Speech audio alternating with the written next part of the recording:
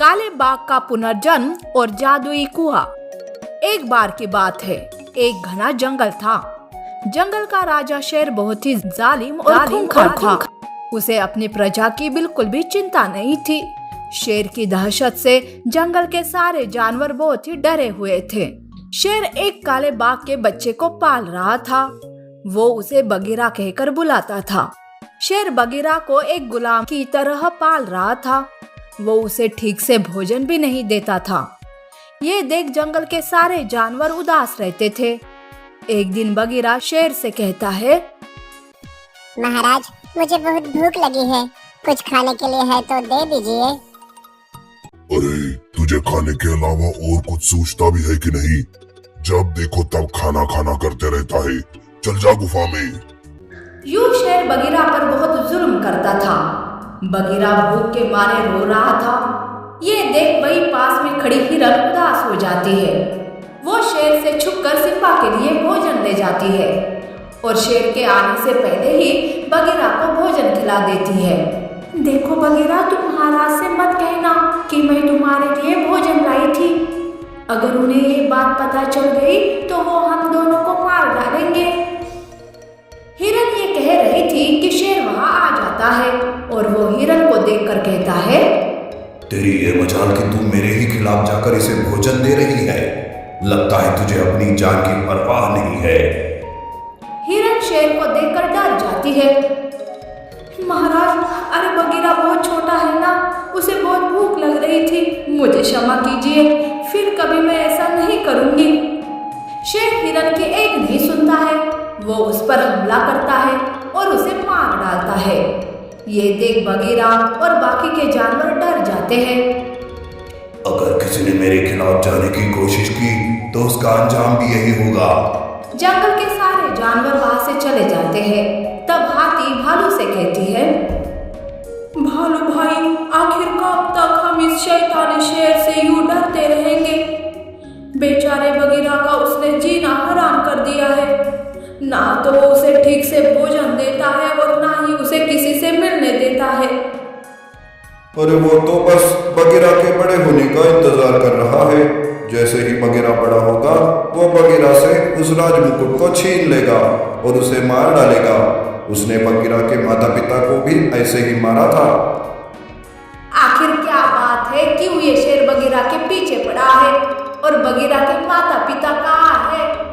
Bagheera के पिता इस जंगल के राजा थे। उनके राज्य में हम सब बहुत खुश थे, सब कुछ अच्छे से चल रहा था। फिर अचानक एक दिन पता नहीं कहां से ये शैतानी शेर हमारे जंगल में आ गया।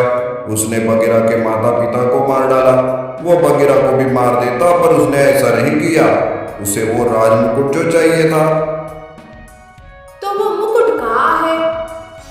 वो मुकुट एक जादुई कुएं में है, जहाँ सिर्फ और सिर्फ बगीरा ही जा सकता है। और वो शेर बगीरा के बड़े होने का इंतजार कर रहा है। जैसे ही बगीरा बड़ा होगा, शेर उस मुकुट को लेकर बगीरा को मार डालेगा।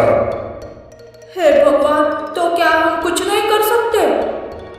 नहीं, हम सब मजबूर हैं। अब बस भगवान की ही दया है। यूं वो सब जानवर बगीरा के लिए प्रार्थना करते थे। शेर बगीरा के साथ बहुत ही सख्ती से पेश आता था। बगीरा बड़ा हो गया। शेर बगीरा को लेकर जादुई कुएं के पास जाता है, जहाँ जादुई मुकुट था।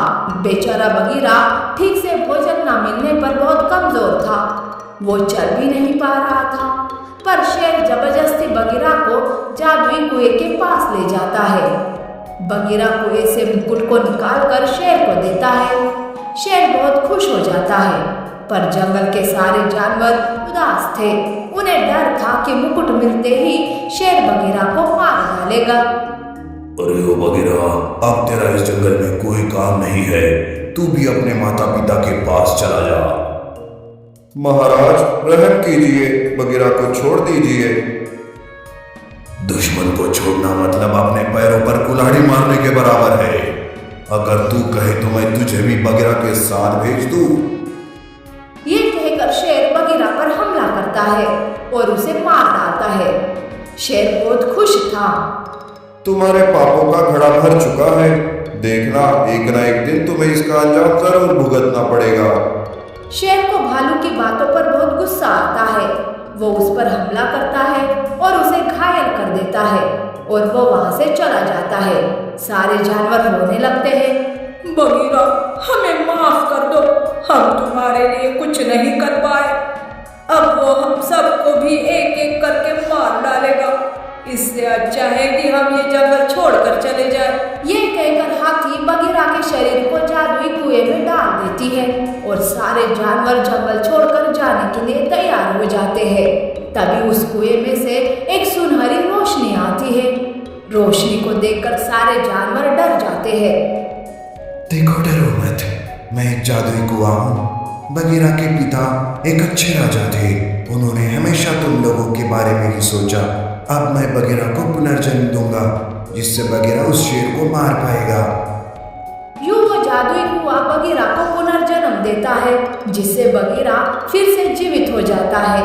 उसे कई सारी शक्तियां मिलती है। बगीरा और बाकी के जानवर उस जादुई कुएं का धन्यवाद करते हैं। बगीरा शेर के पास जाता है। बगीरा को देख शेर घबरा जाता है। क्या हुआ? अपनी मौत को इतने करीब से देखकर चौंक गए तुमने मेरे माता पिता को मार डाला, जंगल के जानवरों के साथ बेरहमी से पेश आए। अब तुम्हें जीने का कोई हक नहीं है। ये कहकर बगीरा शेर पर अपनी जादुई शक्तियों से हमला करता है और उसे भी मार डालता है। ये देख सारे जानवर खुश हो जाते हैं। बगीरा जंगल का राजा बनकर एक अच्छा राजा होने का कर्तव्य निभाता है। यूं जंगल के सारे जानवर बगीरा के राज्य में हंसी खुशी जीवन गुजारने लगते हैं। तो हाथी और गधा। एक बार की बात है, एक घना जंगल था। जंगल में कई सारे जानवर रहते थे। उन्हीं में से एक गधा था जिसका कोई दोस्त नहीं था। जंगल के सारे जानवर गधे को आलसी कहते थे और कोई भी उससे बात नहीं करता था। गधा बेचारा दिन भर दूसरों के बोझ उठाते रहता था। एक दिन गधा जंगल में राजा शेर के लिए भोजन ले जा रहा था कि तभी रास्ते में उसे हाथी नजर आती है। हाथी गधे को देखकर कहती है, अरे ओ आलसी गधे, कहाँ जा रहा है तू? महाराज के लिए भोजन ले जा रहा हूँ। ठीक है, महाराज को भोजन देकर मेरे पास आना। आज शाम मेरे जन्मदिन की पार्टी है, काम बहुत है, समझा कि नहीं? अच्छा, आज तुम्हारा जन्मदिन है। जन्मदिन मुबारक हो दोस्त। क्या मैं भी शाम को पार्टी में आ सकता हूँ? अरे ओ आलसी गधे, मैं कोई तेरी दोस्त नहीं हूँ, समझा? और वैसे भी तुझे किसने पार्टी पर बुलाया है? जो काम बताया है वो कर। बेचारा गधा उदास होकर वहाँ से चला जाता है। शाम को हाथी के जन्मदिन की पार्टी में सारे जानवर मजे कर रहे थे, सिवाय गधे के। गधा बेचारा दूर खड़ा उस पार्टी को देख रहा था कि अचानक पार्टी में हाथी की तबीयत खराब हो जाती है। सारे जानवर परेशान हो जाते हैं कि तभी उल्लू बैल हाथी को देखता है और कहता है, देखो, हाथी की तबीयत बहुत खराब है। इसे जल्दी से काली पहाड़ी पर 100 साल पुराने पेड़ से कुछ पत्तियां तोड़कर लानी होगी, जिन्हें खाकर हाथी ठीक हो जाएगी। हाथी की ये बात सुनकर लोमड़ी कहती है, मैं जाना तो चाहती हूँ, पर मेरे पैर में मोच आई हुई है, मैं नहीं जा सकती। तुम में से कोई जाओ और वो पत्तियां लेकर आओ।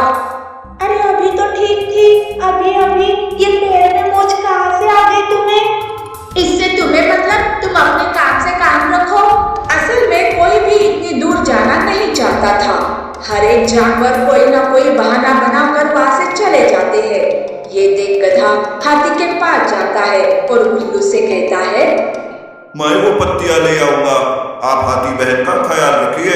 ये कहकर गधा भागता हुआ जाता है और वो पत्तियां ले आता है। हाथी उन पत्तियों को खाकर ठीक हो जाती है। उल्लू हाथी को सारी बात बताता है।